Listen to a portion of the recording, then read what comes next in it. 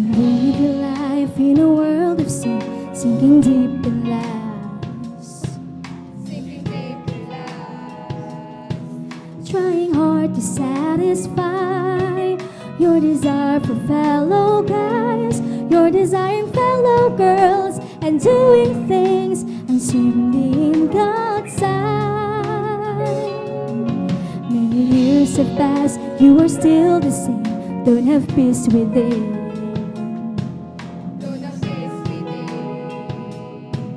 Deep inside you're insecure. Every time your guilt tortures, on the judgment day is wrath will surely fall upon your guilty soul.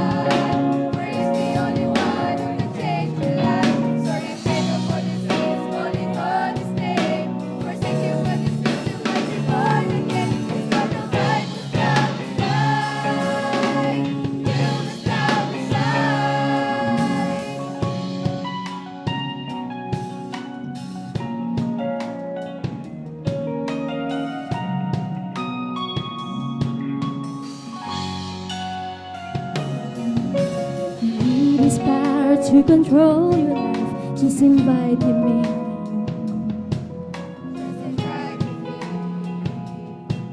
He will wash away your sins by the power of his name.